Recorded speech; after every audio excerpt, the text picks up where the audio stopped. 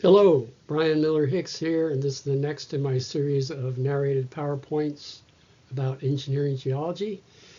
So I'm going to talk about geologic structure, primarily as it relates to rock structure or structure of rock masses, and how discontinuities, meaning faults, joints and fractures, and folds, may affect design and construction of civil structures, especially important in highway and cut slope construction. The discontinuities can take the form of bedding planes, joints or fractures, faults. Faults, of course, are fractures wherein movement has taken place or is currently taking place. So here's a picture of a natural slope in Dorset, England, coastal England, and it shows some of the structures I mentioned. Here are bedding planes, which used to be originally horizontal, and of course through tectonic processes have become tilted and folded in this case.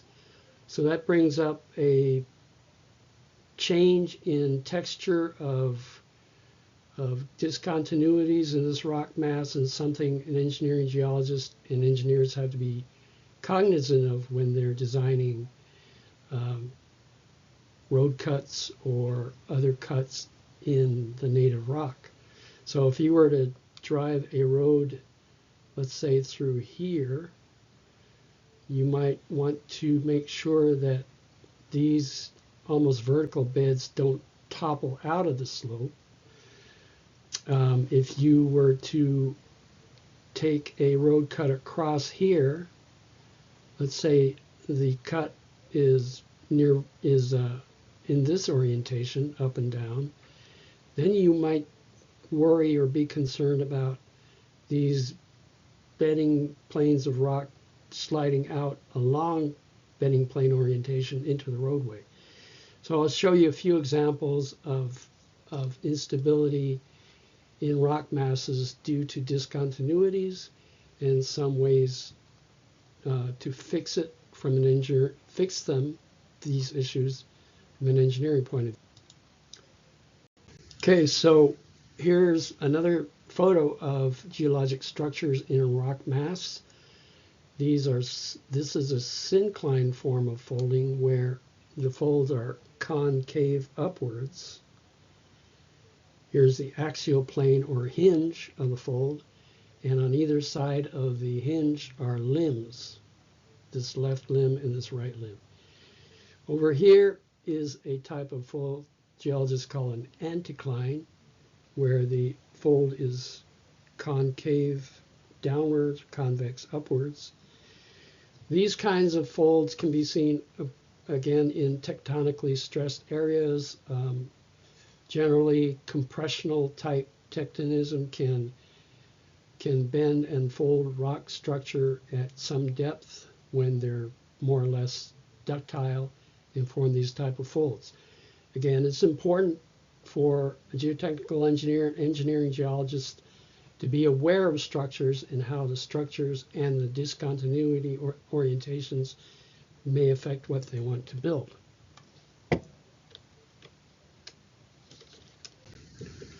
So faults and fractures. Faults, as I've already mentioned, are fractures wherein movement has taken place in the past or may be currently taking place in modern times. Faults that show evidence of movement in the past before 11,700 years ago are considered inactive or potentially active. Faults where movement is taking place now are active faults. Both types of faults produce discontinuities in rock masses and should be mapped carefully. The orientation should be determined, and the impact of these structures should be brought into the thinking process when designing and building structures. So here's a fault that I found, that I discovered in an area of San Diego in the Eocene Scripps Formation, sandstone and mudstone. So an excavation was taking place in a proposed parking garage. And here, this excavation from top to bottom is about 15 feet. And I could clearly see the fault zone through here. It's about 3-4 feet in width.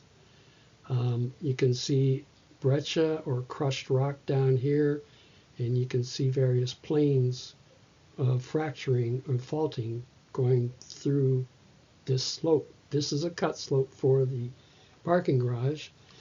Now, why would we be concerned about this fault since it's a bedrock fault and it's inactive?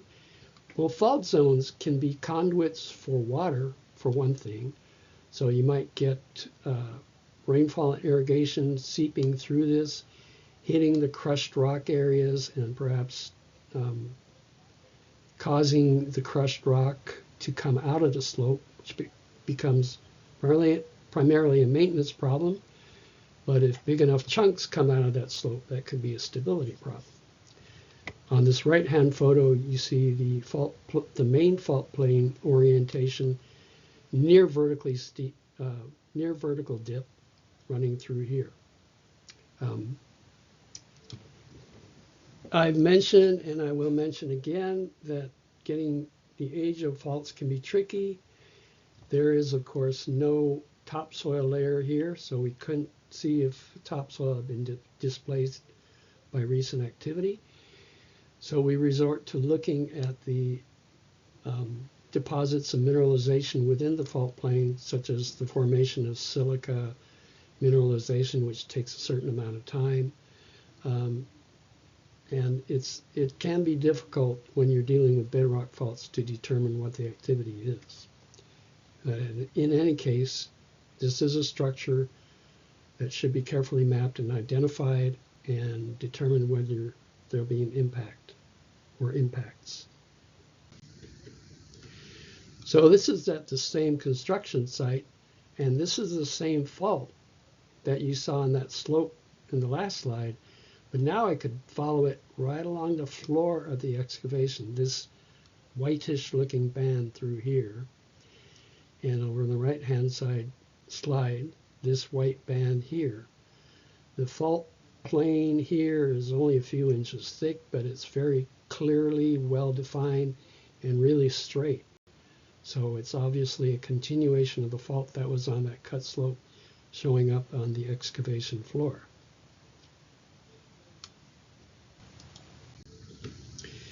Here's another project site in the San Diego area, and here's another example of a fault that might be encountered in an excavation. Here we were tasked to determine whether any faults crossed the building site, since some active faults had been found some years ago, some years past, within 100 feet or so of this site. So here is the fault. You notice I didn't draw any colored lines here. I didn't want to mask the subtlety of this fault. This fault is quite different looking than the last fault I showed you. And it's actually pretty hard to pick up. It's a very subtle fracture that's got some filling of clay in it. And it's also got some discoloration, which doesn't show up really well in these photos. It shows up better here, where you have a sort of a light green coloration, some yellowing, some reddening. Often in fault zones or fault planes, you'll see some discoloration, which can actually help you identify the trend of the fault that you're looking at. So here's the fault here. Again, the same fault through here and through here. Subtle, but still identifiable. Near vertical dip, nothing really messy about it. No recent evidence of recent faulting could be detected. Again, that topsoil layer is missing, but it was pretty well determined this is not an active fault. So fractures and joints are cracks or breaks in rock where no movement has taken place. So they're just stress fractures caused by tectonic stress, or sometimes in the case of volcanic igneous rocks can be caused by cooling. You can get jointing because of contraction due to cooling of an igneous magma or lava mass. So what are we looking for? We find we look for the orientation of these fractures, with special attention being paid to orientation, whether they would affect our cut slope or our structure, whatever it may be in the engineering sense. If you have steeply dipping joints coming out of a proposed road cut slope, which are slightly shallower than the cut itself, you may have a situation where you could have sliding of these rock masses along the fracture plane into the roadway. So we look for persistence. Some fractures are very short and don't continue for any appreciable distance. Other fractures go for tens or hundreds of feet. They're often in sets which are spaced sometimes fairly uniformly, say every 2 to 4 feet or every 1 to 3 feet, something like that.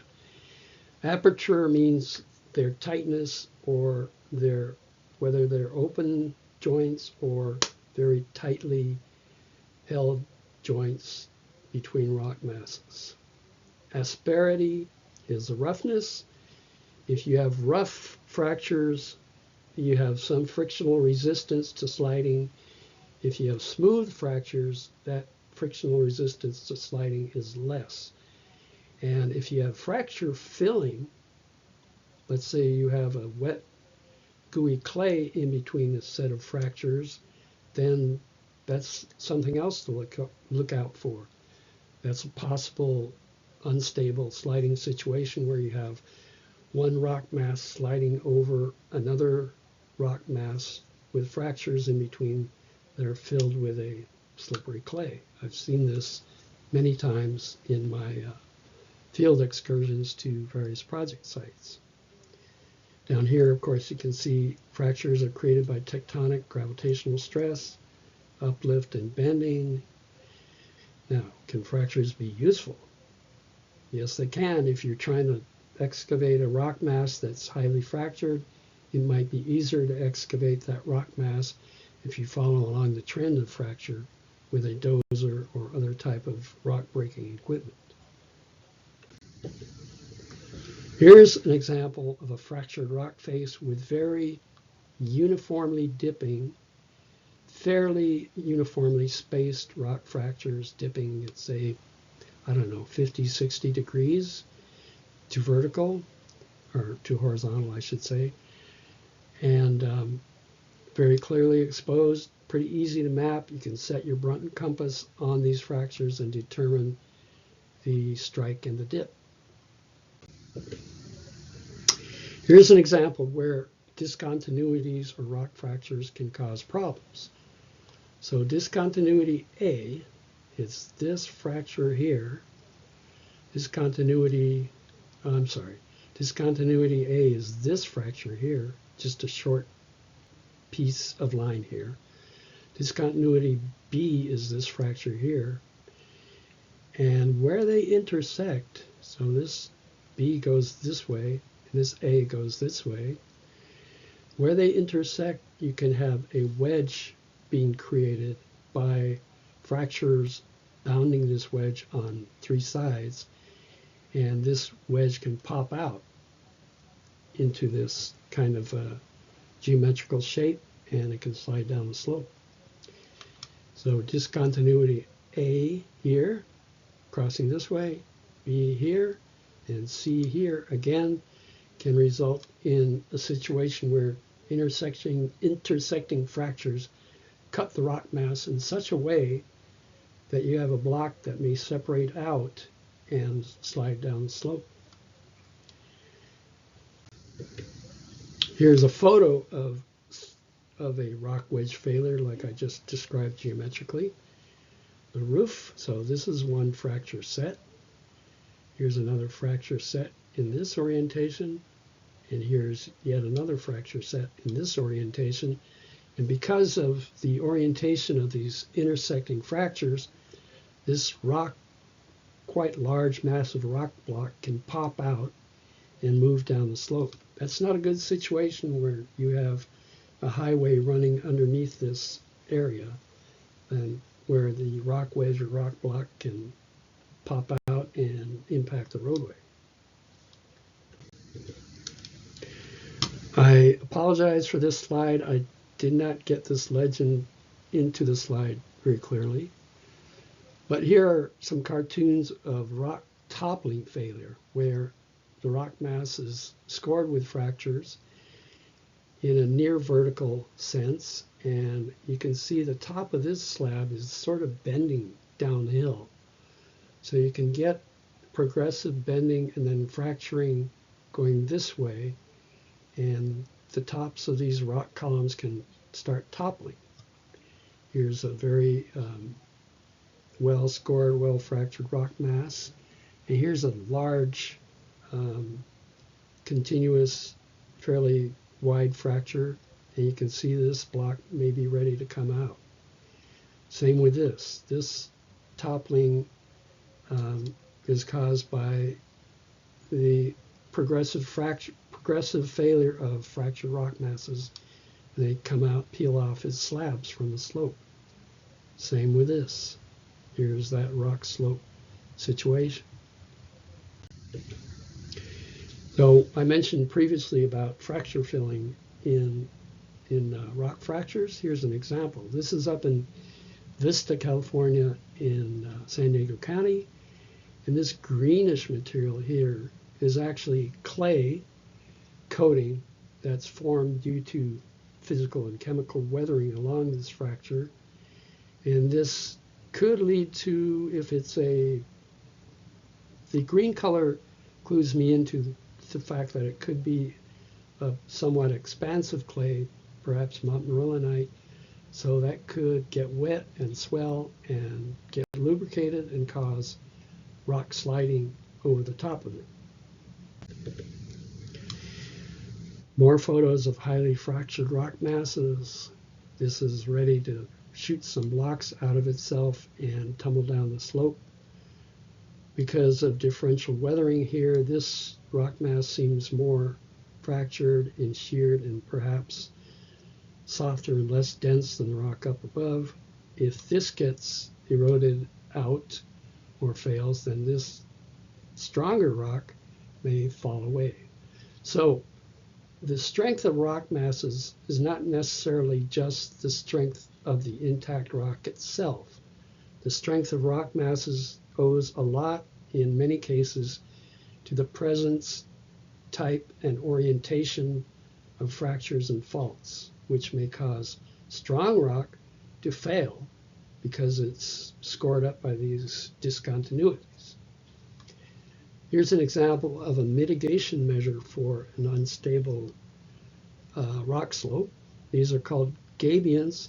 And Gabions are pretty old engineering solutions where you take wire cages and fill them with rock and put them up against the bottom of the slope to brace the slope and to slow down or mitigate or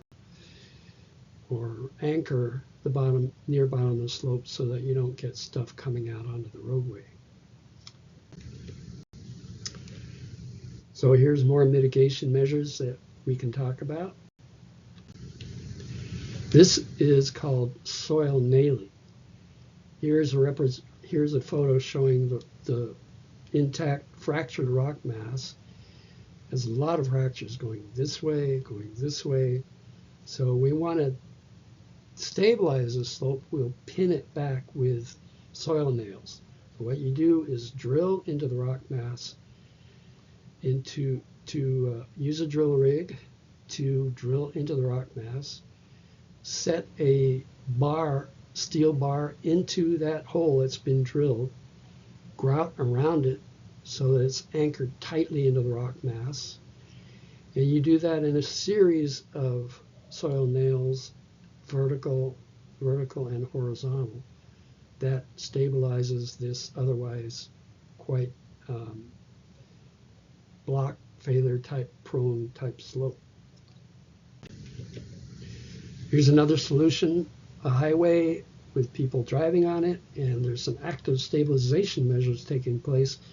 You can see from the orientation of these rock slabs that these are dangerously perched along these fractures which are dipping towards the roadway. So the solution here, like the soil nails, is to drill through rock masses at certain intervals, anchor these rock slabs, rock masses, into the slope behind so that you don't get failure of these slabs onto the roadway. In Wenatchee, Washington, where I spent some time working for the Forest Service, there are rock slopes that are highly weathered, highly fractured, and somewhat decomposed. So these slopes tend to hurl or move small rock blocks onto the roadway. What you can do is trap these blocks behind a sort of a wire mesh, sort of like chicken wire that you see here, and stronger steel wire over that. So that catches rock fragments and holds rock fragments from getting into the roadway.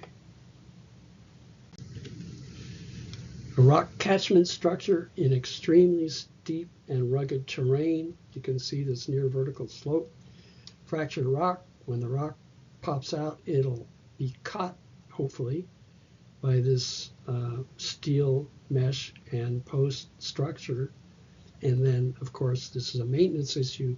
You have to come out every so often and clean this out. Other stabilization measures include scaling and cleaning, meaning sending people up the slope to pick off by hand or with jackhammers or what have you. So it's labor intensive to pick off loose slabs or fragments of rock so that you get back to intact rock. Vegetation, of course, helps surface stabilization of rock and soil slopes. Benching, so that you cut steps into a slope so that it's not a continuous high slope. Let's say you have a 50-foot high slope, you can cut it into maybe 5 benches 10 feet apart vertically, so that that helps catch any debris coming off the slope and adds to the stability overall. Shotcrete is a measure where concrete is mixed in a fluid form and jetted or hydraulically sprayed onto a slope to form a thin shell, which in many cases is backed by steel mesh to help stabilize a failing soil or rock slope. Concrete buttress is like a dam that's braced up against the slope to hold it back, to give it more resisting force. And of course, retaining walls are built to retain slopes and hold them back as a measure to add stability to the bottom or near bottom or even mid slope as well.